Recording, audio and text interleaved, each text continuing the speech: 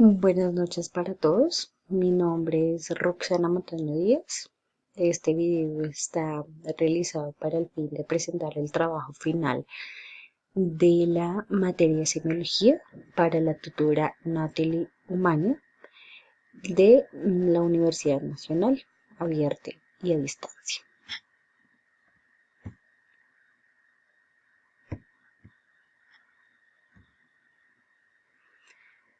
Bueno, empezaremos hablando con la normatividad, que hay en Colombia con respecto a la historia clínica.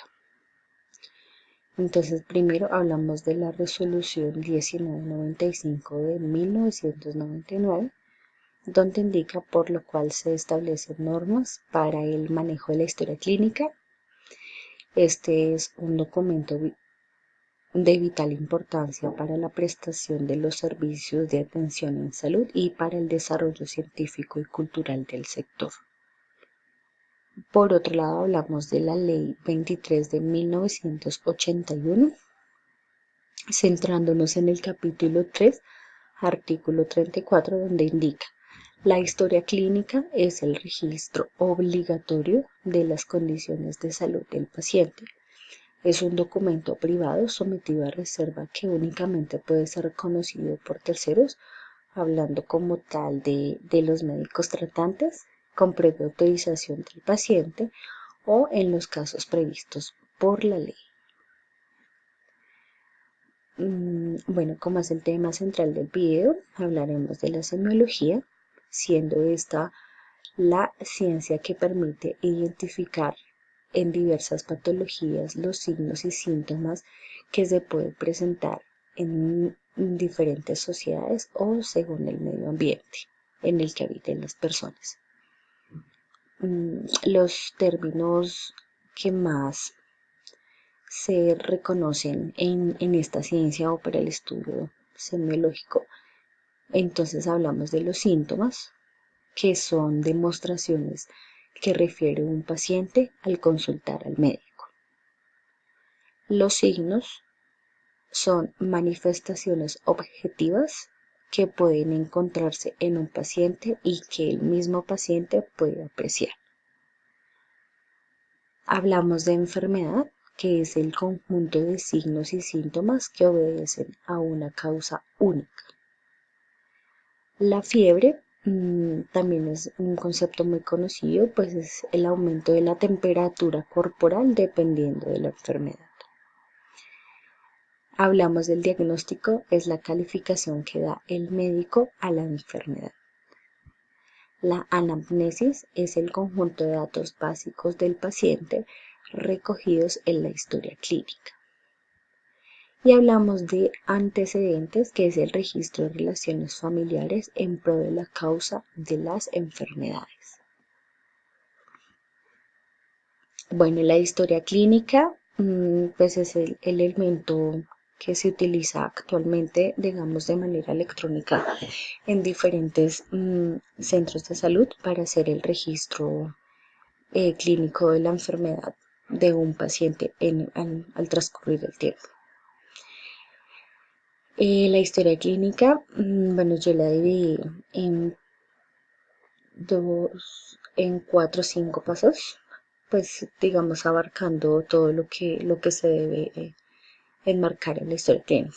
Entonces la primera parte es el interrogatorio, que se divide en 4 elementos.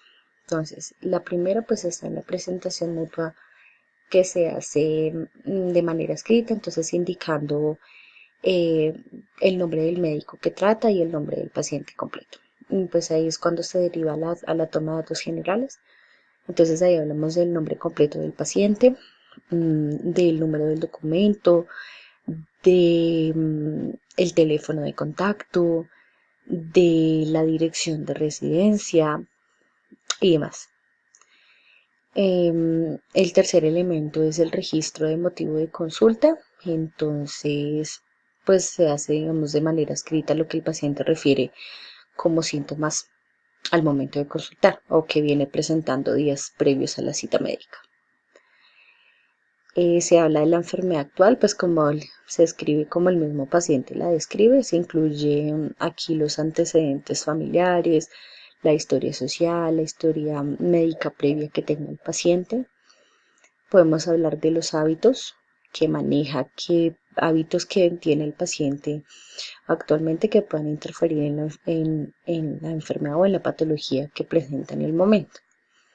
Aquí se puede incluir la historia medicamentosa, em, alergias a medicamentos y o alimentos que presenta el paciente. Entonces aquí se escribe también medicamentos, perdón, que toma actualmente de manera crónica.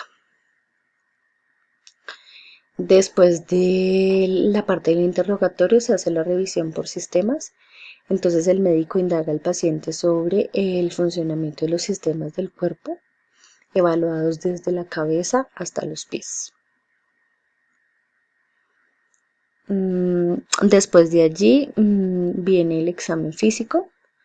Entonces aquí pues es la evidencia o es la verificación de la información obtenida por la revisión de sistemas. Entonces en el examen físico pues el médico ya puede evaluar o palpar las partes donde el paciente presente dolor y pues estos asociarlos a los signos o síntomas que el mismo paciente refiere en la parte del interrogatorio.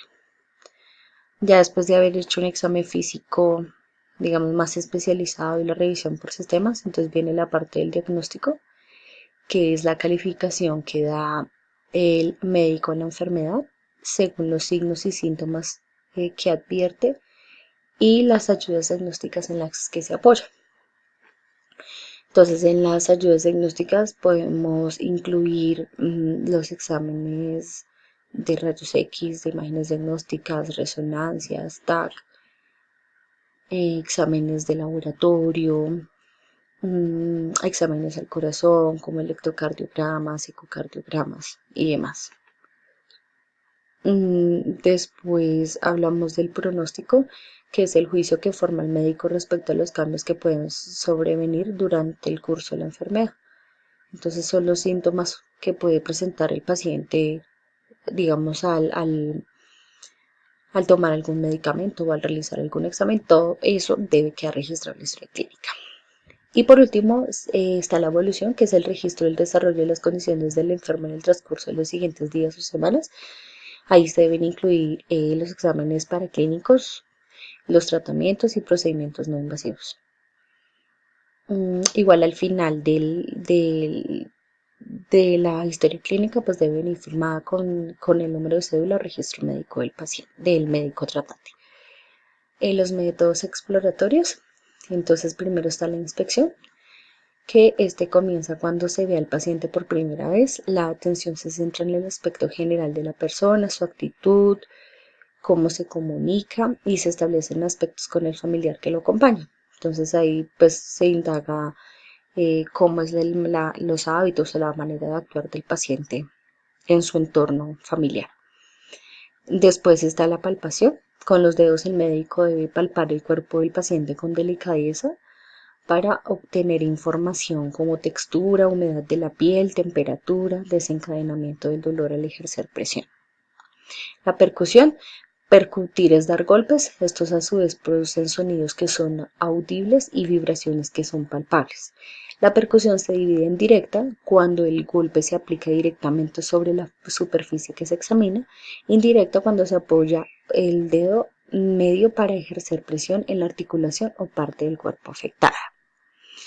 Está la auscultación, se escuchan ruidos que se generan del organismo, que pueden ser soplos en el corazón o en las arterias, ruidos que provienen del intestino y los pulmones. Los signos vitales se dividen en 4 principalmente, que son la frecuencia respiratoria, son la cantidad de respiraciones que una persona hace por minuto. El pulso es la medición de la frecuencia cardíaca, es decir, la cantidad de veces que el corazón late por minuto. La presión arterial es la fuerza que ejerce la sangre contra las paredes de las arterias. Y la temperatura, pues la temperatura normal del cuerpo puede variar según el sexo, la actividad reciente, el consumo de alimentos y líquidos, la hora del día, el clima, entre otros. Estas son las conclusiones que derivo del trabajo. Muchas gracias por la atención.